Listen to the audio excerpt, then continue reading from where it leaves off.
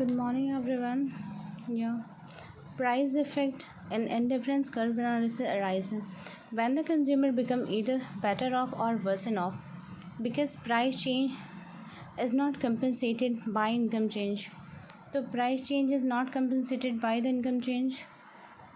See, the indifference curve क्या बताता है? Analysis arises. ये बताता है कि when either better off or worsen off because price change is not compensated by income change. Prices में जो चेंज हुए वो इनकम में चेंज लाकर कंपनसेट नहीं किए जाते हैं. फाइन. नेक्स्ट देख लेते हैं. In the case of inferior goods, जब गुड्स इन्फीरियर क्वालिटी के होते हैं, मतलब कम अच्छे होते हैं, क्वालिटी बहुत अच्छी नहीं होती, इन्फीरियर होते हैं, the income effect partially offset the substitution effect. तो पार्शली क्या फाइंड होता है कि उसके सब्स्टिट्यूशन ढूंढे जाते हैं. तो inferior goods the income effect, in case of N inferior goods the income effect partially offset the substitution effect. उसके सब्स्टिट्यूट सर्च किए जाते हैं, मतलब उसका नेक्स्ट विकल्प. जैसे कि मैगी है, मैगी का नेक्स्ट विकल्प क्या है? जैसे कि अदर प्रोडक्ट भी लॉन्च कर दिए गए हैं, तो वो कम पैसे में अवेलेबल है, मैगी की ही तरह हैं.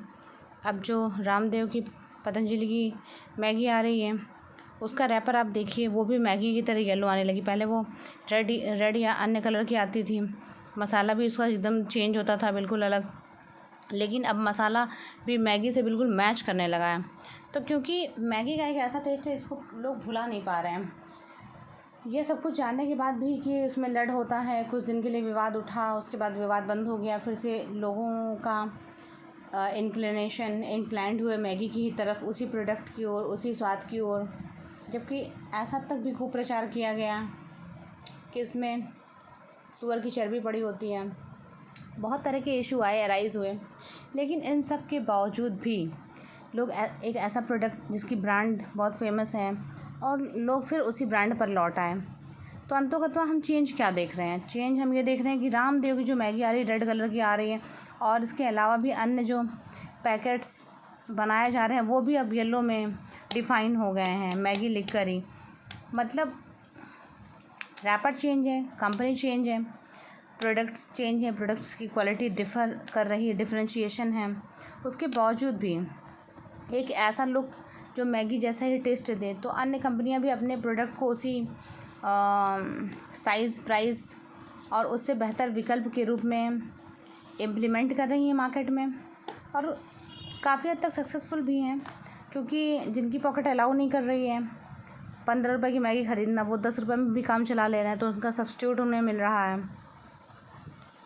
तो कुछ इन्फीरियर क्वालिटी हो सकती है, इन्फीरियर गुड. अब इन्फीरियर गुड्स अवेलेबल है मार्केट में, और द इनकम इफेक्ट, ये इनकम का इफेक्ट है, क्योंकि अब middle class, lower level, upper level, sub level भी अलग हैं लोगों के इनकम स्रोत जनरेट करने के. तो जब जैसे कि समाज में डिस्पैरिटी है, सब अपर लेवल के हो भी नहीं सकते हैं, तो डिमांड्स मिसमैच कैसे करेगी, फिर अलग प्रोडक्ट्स बनेंगे कैसे अगर सिर्फ सब लोग अपर लेवल के होंगे. तो हर तरह के लोग हैं और हर वैरायटी के प्रोडक्ट्स भी मार्केट में अवेलेबल हैं. The substitution effect works to encourage a consumer to purchase the more purchase more of a product when the price of that goods is falling because the product is now relatively less expensive than before. तो product वो less expensive होगा, जैसा कि वो पहले नहीं हुआ करता था. तो क्या देख रहे हैं हम? Consumer, the product is now relatively less expensive. The substitution effect works to encourage the consumer to purchase a more of a product when the price of the goods are falling. तो products जो कि substitute है और उनके prices less हैं, तो इस तरह से लोग अधिक प्रोडक्ट खरीदने के लिए प्रेरित होंगे. The product is now relatively less expensive than before. पहले की अपेक्षा लेस एक्सपेंसिव होंगे, तो लोग ज़्यादा से ज़्यादा उस प्रोडक्ट को ख़रीदने में अपनी इच्छा, अपना इंटरेस्ट, अपनी क्षमता दिखाएंगे और उस प्रोडक्ट को प्रेफरेंस देंगे। चलिए देख लेते हैं नेक्स्ट। क्रोनोलॉजिकल ऑर्डर में डिफ़ाइन करना है। Law of demand, law of diminishing marginal utility, law of indifference curve, rebuild preference curve. तो ये आपके क्रोनोलॉजिकल ऑर्डर हो गए हैं। और which of the following is in one of the assumption of the indifference curve analysis. ये आपका ordinal utility है। Ordinal utility, other things remaining the same when a consumers income increases his equilibrium point moves to a higher indifference curve. एक higher indifference curve की ओर reach करता है। When other things remaining the same when a consumer income increase, consumer की income increase होती है तो क्या होता है, हायर इंडिफरेंस कर्व।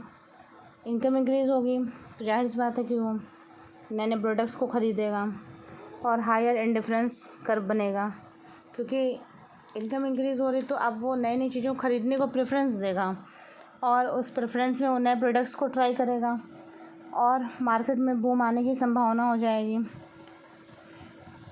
वो चाहेगा कि उसके घर में सभी चीज़ें अवेलेबल हों, सारी फैसिलिटीज़ अवेलेबल हों, नए नए प्रोडक्ट्स को ट्राई करेगा।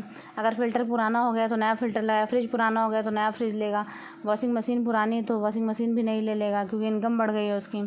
तो इस तरह से, और अगर उसकी गाड़ी पुरानी हो गई तो गाड़ी भी चेंज कर देगा। अभी तक वो अगर स्कॉर्पियो चल रहा है तो अब वो BMW लेने की सोचेगा।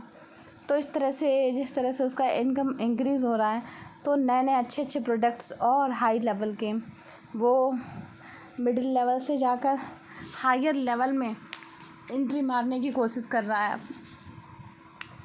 तो आई होप कि आपको समझ में आ रहा होगा कि मैं क्या बताना चाह रही हूँ यहाँ पर। या प्रिंसिपल ऑफ इकोनॉमिक्स ये दिया है, J.R. हिक्स ने दिया है। Diamond water paradox Adam Smith ने दिया है। Value and capital,